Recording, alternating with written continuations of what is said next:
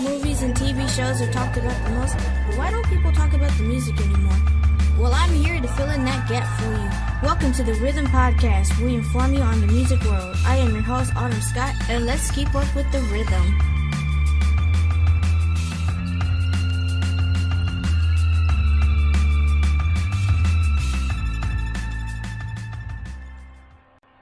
Hey, yo, I'm your host, Autumn Scott. Welcome to the Rhythm Podcast, and let's see what news is going on today. So, Beyonce has just hit it big. Her tour just ended on October 7th in New Jersey, and the tour made over $250 million in ticket sales. That is amazing, and sold over 2 million tickets, with attendance up to 45,757 people per show. I mean, that is just big people. Like, Beyonce always does it big, but I'm pretty sure she is just rolling in the money at this point. Because, I mean, she just has such a unique performance quality. I mean, who wouldn't want to see her perform? You know? So, I don't blame all those people. Congratulations, Beyonce, on all of the money that was made from the tour.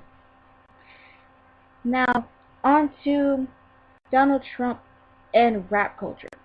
Okay, so last week there was a release of a 2005 video of Trump saying crude comments about him sexually assaulting women. Well, his spokesperson defended Trump while shading Democrats due to their embrace of hip-hop culture.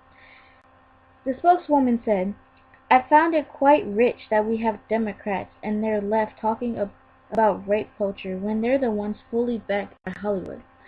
And she continued by saying, "This rape culture is perpetuated by none other than hip-hop music, which you can hear on local radio." Honestly, this does not excuse Trump's comments. Yes, there are talk of, rappers doing things to women in their songs, but that does not excuse Donald Trump, who is running for president, to use these type of comments, even if it was locker room talk, which that is never locker room talk. So, it's not just a hip-hop thing, it is a world thing. People need to stop talking about it so casually, but we will leave this on another note and see how this goes. Okay, so, Nas. Upcoming album. Well, yes, it has been 4 years since his last LP, and he's been saying that he's going to come out with a new album since 2013. But, who knows, maybe he does mean it this time. Because he hinted at his 12th studio album, about 4 years ago. Because he declared on Schoolboy Q's song Studio that he finished his album, and that would be his last album on Def Jam. Now, that was in 2014. Now, he announced his new album will be dropping during the summer of 2015. But that's not either. Although, there are rumors that it may feature a collaboration with Jay-Z and Justin Timberlake called Sinatra in the Sands. Ooh, maybe. Although, the title and release date is still unknown. Hopefully, he does release it this year, because I know that some of his fans have probably been waiting. But who knows? Maybe there's something going on that we don't know about.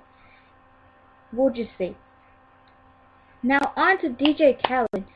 He led his first Ask DJ Khaled panel at the 2016 Revolt Music Conference, and he mentioned that he will be working with upcoming artists in some time. Well, he also adds that he wants fans to support him as his book, The Keys, is coming out in November of this year, which, it's all about his, famous keys to success. So everyone, support him, He also explains that Snapchat opened him up to being more personal with his fans, which I didn't really understand why he took the Snapchat at first, but this does make sense, because I think that social media has really, pulled artists closer to their fans. And, of course, he has gotten Snapchat fame from it. I mean, we all know Snapchat. I've seen him, everyone else has seen him. You know, he just cares about his fans, and that's good. You know, like I'm glad for DJ Khaled.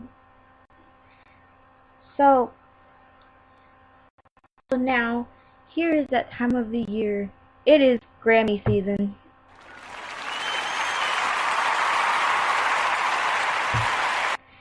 Yes, yes, I know. The 2017 Grammys are just around the corner. Now, there was a change in some of the rules about being nominated for Grammys.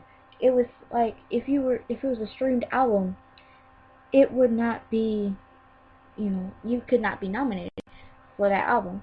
Now, last year there was also a rule change in the streaming related rule, but it happened after Chance the Rapper had released his streamed album and it gained success.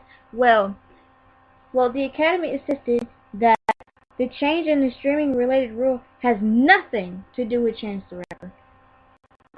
Most of you probably thought like he was getting success, so they wanted to just change it for him and it'll be one time only. Well, no, this isn't it at all. It was revised that the records released through the platform are eligible for nomination, which I think is pretty good considering the fact that it opens a lot of doors to artists now. Like their streamed albums, they have a chance to get more Grammys, which you know, like, go for it. I really think that it is a great change, but who knows, maybe there'll be something kind of holding it back a little bit, or might be there's been some backlash to it, so I don't know how people are really going to react, but you never know. I mean, I guess it will be a good thing. Well, that's all the time we have. This is the end of the Rhythm Podcast. Remember to stick to the rhythm, and please like, subscribe, comment, do all of that other stuff. Spread the word. Spread the word. And so, come back next time for the latest in music news. And peace.